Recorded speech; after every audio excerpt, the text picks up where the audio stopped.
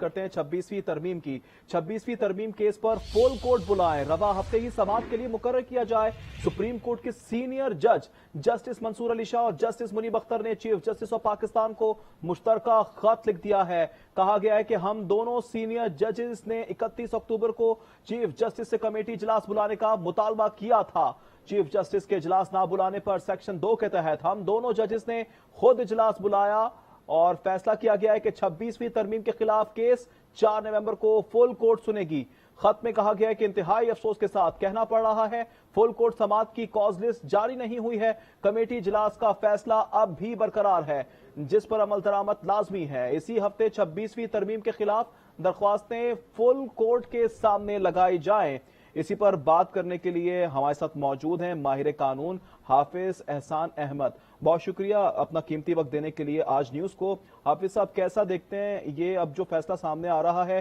कि वाजे कहा जा रहा है कि फुल कोर्ट बुलाएं वरना अगले हफ्ते समाअत मुकर्रर है?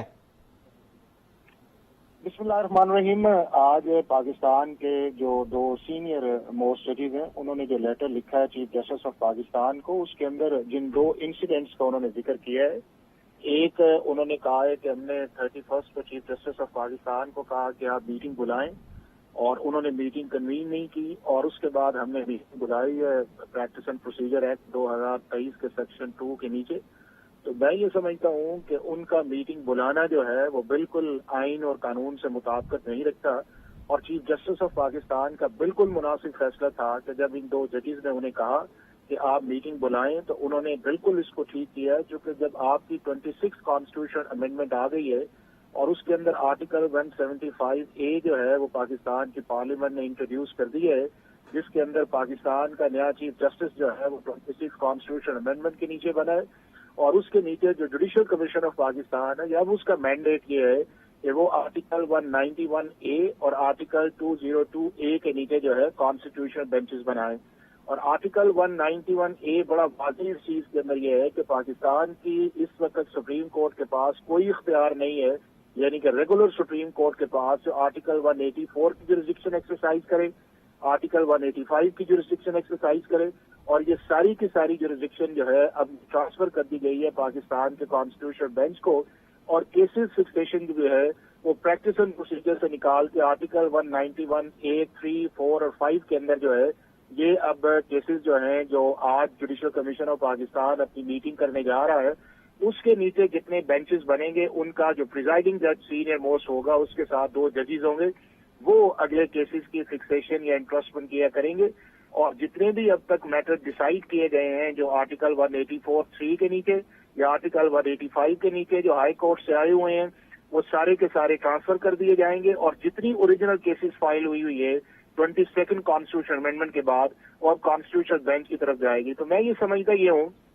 कि जो एक अब दोबारा प्रैक्टिस शुरू कर दी है इन सीनियर जजेस ने, वो बिल्कुल मुनासिब बात नहीं है, नोइंग द फैक्ट कि पाकिस्तान की 26th कॉन्स्टिट्यूशन अमेंडमेंट जो है उसको इफेक्ट दे रही है जो है। तो ये जो लेटर्स इन्होंने लिखा है ये एक जुडिशियल ओवर रीच है कि जिसके अंदर उन्हें पता है कि ये प्रैक्टिस एंड प्रोसीजर कमेटी का मैंडेट भी नहीं है, क्योंकि अब प्रैक्टिस एंड प्रोसीजर की जो कमेटी है वो सिर्फ और सिर्फ रेगुलर जो है वो केसेस देखेगी, और जो जुरिस्डिक्शन ट्रांसफर कर दी गई है कॉन्स्टिट्यूशनल बेंचेस को वो सारी की सारी उधर चली जाएगी। और दूसरा ये है कि कल पाकिस्तान की पार्लियामेंट ने प्रैक्टिस एंड प्रोसीजर कमेटी को भी चेंज कर दी है, और उसके अंदर एक चीफ जस्टिस, उनके साथ सीनियर मोस्ट और तीसरे प्रिजाइडिंग जज जो है वो पाकिस्तान के आइंदा प्रैक्टिस एंड प्रोसीजर कमेटी के मेंबर होंगे। तो अगर इन सारे कॉन्टेक्स्ट के अंदर देखा जाए तो एक हम एक्सपेक्ट कर रहे थे कि पाकिस्तान की सुप्रीम कोर्ट के अंदर एक स्मूथ ट्रांजिशन का प्रोसेस जो है वो शुरू हुआ है, और जिस तरह चीफ जस्टिस ऑफ पाकिस्तान ने कॉन्फिडेंस बिल्डिंग मेजर्स लिए हैं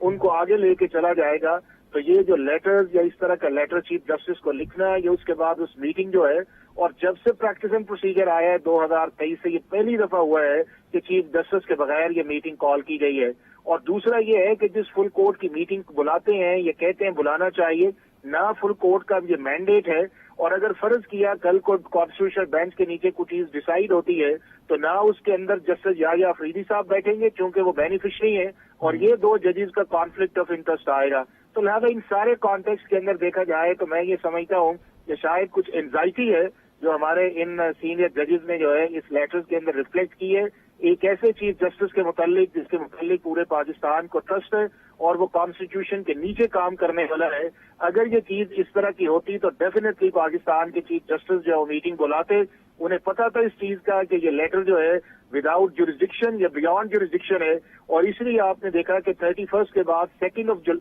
نومبر کو انہوں نے جوڈیشل آف پاکستان کی میٹنگ بلائی ہے جو آج ہونے جا رہی ہے, اور یہ سارے معاملات جو ہیں وہ یہاں پہ ڈسکس کیے جائیں گے. لہذا پریکٹس اینڈ پروسیجر کے نیچے میٹنگ کا ہونا یا اس کانٹیکس کے اندر لیٹر کا جانا جو ہے وہ نہ کانسٹیٹیوشن لا کے اسپرٹ کے مطابق ہے بلکہ contrary to law and constitution ہے. تو حافظ احسان صاحب, اگر فل کورٹ آ بھی جائے, بلایا بھی جائے اور ہو بھی جائے تو یہ تو متنازع بن جائے گا جس طرح کی سچویشن بنتی جا رہی ہے اب.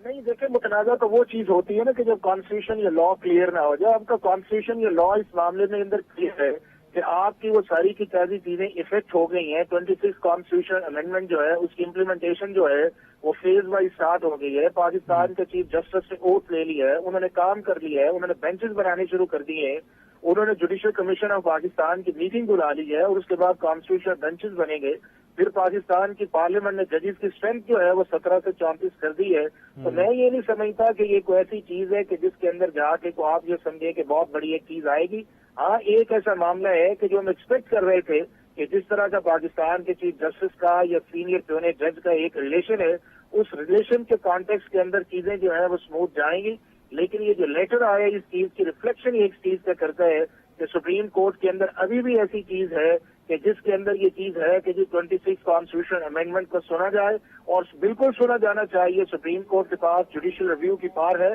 لیکن اس کو فکسیشن کا کام جو ہے نہ یہ پریکٹس اینڈ پروسیجر کمیٹی کر سکتی ہے. یہ صرف اور صرف اس جوڈیشل کمیشن کی کمپوزیشن کے بعد جو ہوگا, اور اس کے اندر وہ کمیٹی جو ہے جو آرٹیکل 191(3) کے نیچے بنے گی وہ اس چیز کا فیصلہ کرے گی کہ کون سا بینچ ہوگا, کتنے ججز میں مشتمل ہوگا, اور وہ ججز وہ ہوں گے جو پاکستان کا جوڈیشل کمیشن جو ہے آج کی میٹنگ کے اندر اس کا فیصلہ کرے گا. حافظ احسان صاحب, جس طرح سے کہا یہ جا رہا ہے ججز کی جانب سے کہ اجلاس نہ بلانے پر سیکشن 2 کے تحت ہم دونوں ججز نے خود یہ اجلاس اب بلایا ہے, تو کیا اب یہ اختیار ہے ان کے پاس یا نہیں ہے؟ قانونی طریقے سے بتائیے گا ذرا کہ یہ کس طرح سے ڈیل ہو سکتا ہے. اختیار نہیں ہے.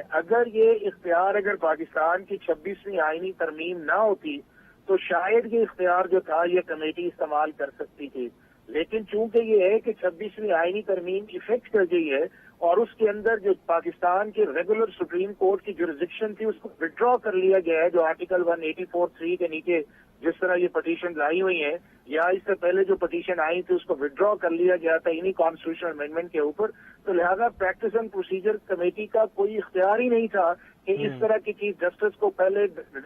ریکویسٹ کرتے کہ آپ میٹنگ کنوین کریں اور پھر اس کے بعد ایک میٹنگ بلا کے خود ہی ایک فیصلہ کر لیتے. تو یہ ایک جو چیز ہے نہیں ہونی چاہیے تھی. اس طرح کے سینئر ججز جو ہیں پاکستان کے ریسپیکٹیبل ججز جو ہیں انہیں کانسٹیٹیوشن یا لا کے مطابق چلنا چاہیے. ماہر قانون حافظ احسان احمد اپنی قیمتی تجزیے سے, اپنی رائے سے, قانونی معاملات کے حوالے سے تمام تر رائے شیئر کر رہے تھے. ہمیں جوائن کیا ہے ماہر قانون راجہ خالد ایڈوکیٹ نے, ان سے بھی بات کریں گے. راجہ خالد صاحب, بہت شکریہ, آپ نے آج نیوز کے لیے وقت نکالا ہے. سب سے پہلے آپ سے یہ جاننا چاہیں گے کہ اب یہ جو ایک معاملہ سامنے آ چکا ہے کہ فل کورٹ بلائیں اور سماعت مقرر بھی کر دی گئی ہے, جبکہ چیف جسٹس کی جانب سے ایسا کچھ بھی اقدام ابھی تک نہیں اٹھایا گیا تھا,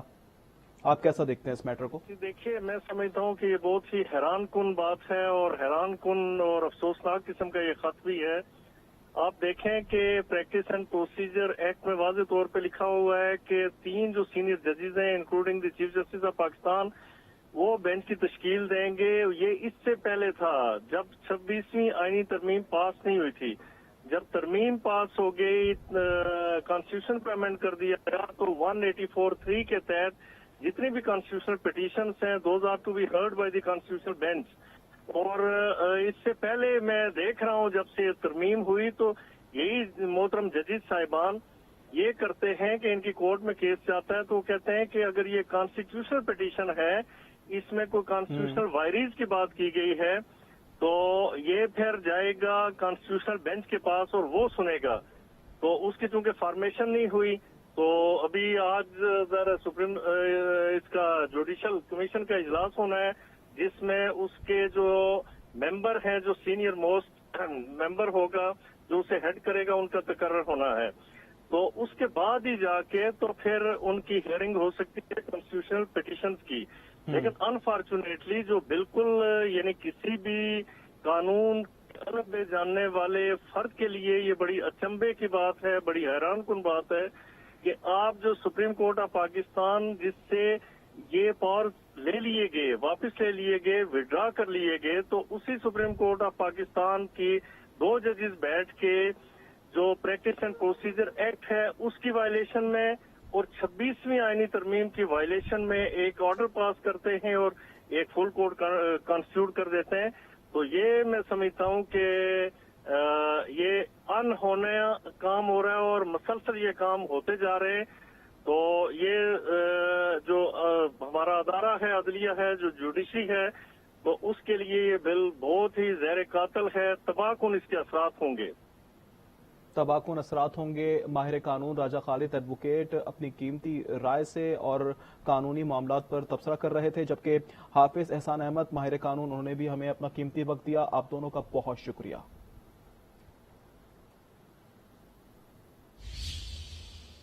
یہاں شامل کرتے ہیں بریک.